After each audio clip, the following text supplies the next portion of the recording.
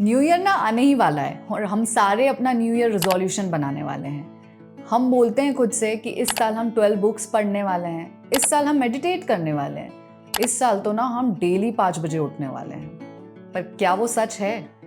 कुछ रेजोल्यूशंस तो exactly copy paste है पिछले साल के रेजोल्यूशन के। काश कोई मैजिकल पावर होता जिसके थ्रू हम अपने सारी बुरी हैबिट्स को ड्रॉप कर पाते और अच्छी आदतों को अडॉप्ट कर पाते।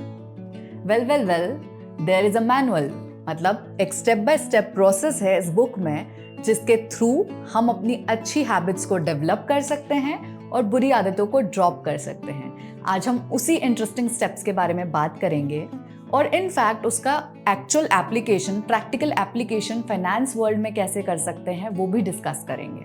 हाय, आई एम प्रियांशी सिक्ची। इस वीडियो में हम 4 बातें कवर करेंगे। First, the 1% rule of compounding good and bad habits.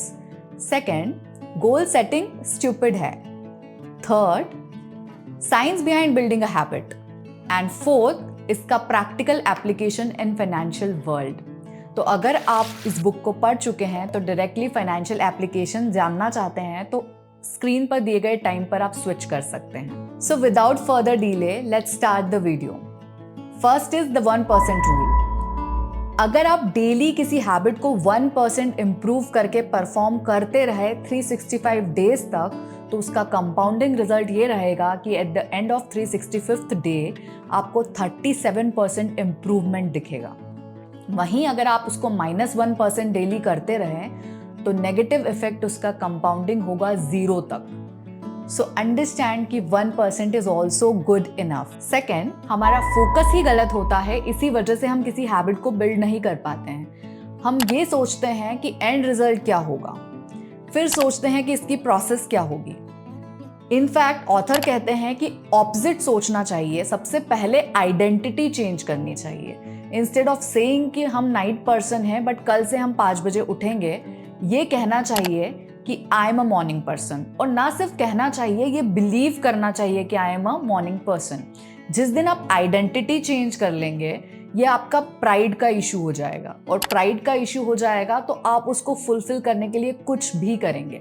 इसीलिए सबसे पहले आइडेंटिटी को चेंज कीजिए, फिर समझिए कि इसके लिए प्रोसेस क्या है and the third step should be कि एंड रिजल्ट क्या है।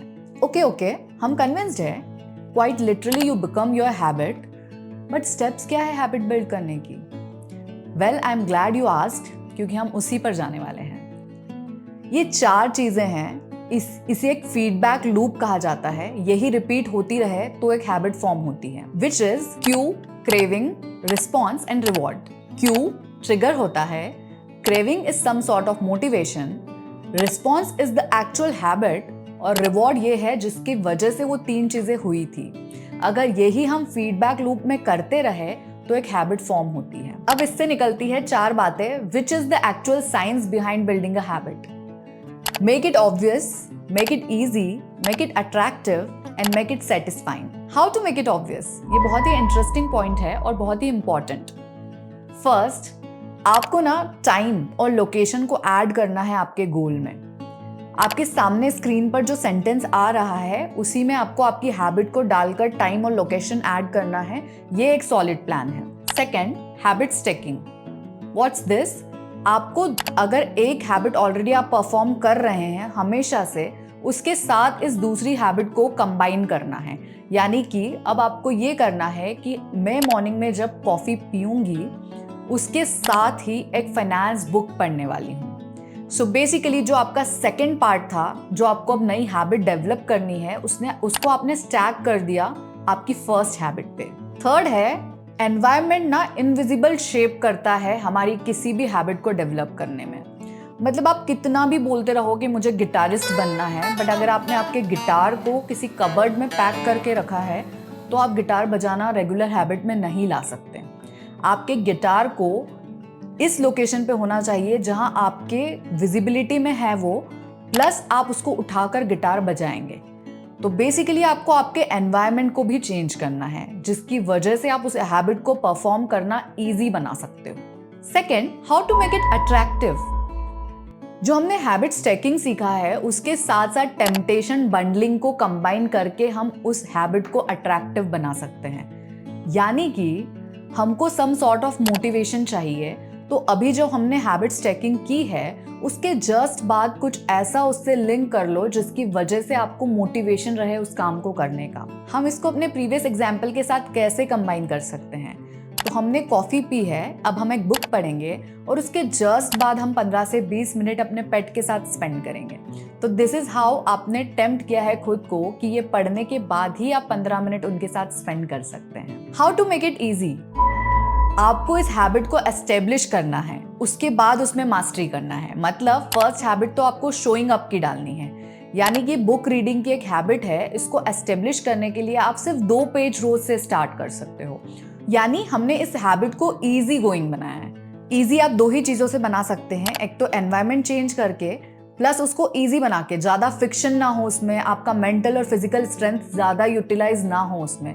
यानी कि अगर आपने उस बुक को कहीं और रखा है और आपको ये एफर्ट्स डालने पड़े कि आप उस बुक को पिक करके आए, तो पहले ही वो हैबिट आपको नहीं पसंद है, दूसरा अब आप उसमें फिक्शन ऐड कर रहे हैं, तो it will be impossible for you. And last, how will you make it satisfying? 2 ही चीज़ों से हैबिट ट्रैकर बनाओ, उस पर डेली क्रॉस या टिक करो। जब भी आपने बुक को पढ़ लिया है तो उसको टिक कर लो, एंड जब नहीं पढ़ा है तो उसको क्रॉस कर दो।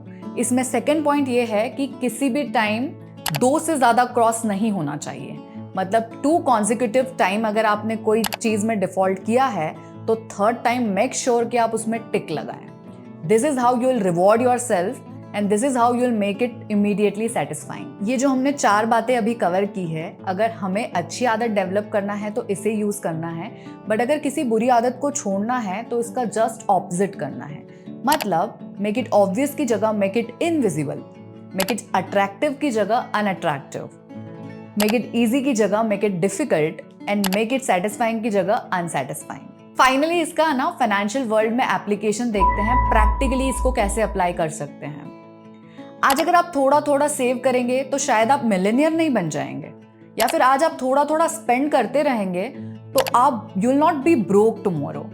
बट इसका ना फ्यूचर में जो कंपाउंडिंग गुड या बैड इफेक्ट आपको देखने को मिलेगा वो इन आदतों की वजह से मिलेगा। अगर आप 1000 रुपीज को हर मंथ 30 साल तक डायरेक्ट इक्विटी या थ्रू म्यूचुअल फंड इन्वेस्ट करते रहे और इसे हर साल 1% से बढ़ाते रहे, माइंड इट हर साल 1%, मतलब कि 30 साल के एंड तक भी आपकी SIP हर मंथ 1300 से ज़्यादा नहीं रहेगी।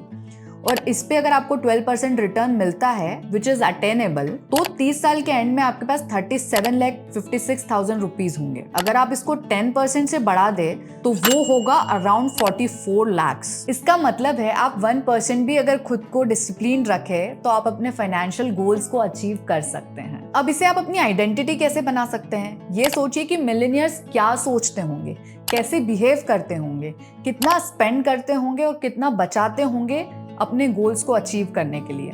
एंड एग्जैक्टली वैसे ही बिहेव कीजिए, एग्जैक्टली उनको अपनी सिस्टम्स बनाइए, अपनी आइडेंटिटी बनाइए। आप इसे ऑब्वियस कैसे बनाएंगे? हैबिट स्टैकिंग के through. Morning cup of coffee के साथ आप एक पर्सनल फाइनेंस का वीडियो देखने की आदत डालिए। सेकेंड, आप हो सकता है रात में सोते टाइम एक बुक को पास में रखें जिसके 10 पेजेस फाइनेंस बुक्स के आपको पढ़ना ही हो। ऐसे स्टैकिंग करके आप इस हैबिट को ऑब्वियस बना सकते हैं। आप इसे अट्रैक्टिव कैसे बना सकते हैं, या फिर आप अपने एक्सपेंस करने वाली हैबिट को अनअट्रैक्टिव कैसे बना सकते हैं? जब भी आप किसी को फैंसी वॉचेस, फैंसी कार्स में देखें तो खुद को ये बोलिए कि how can they buy this depreciable assets. मैं तो इसे अपने मिलियनेयर बनने के सपने के लिए कहीं ना कहीं इन्वेस्ट कर रहा हूँ, and so it's good enough.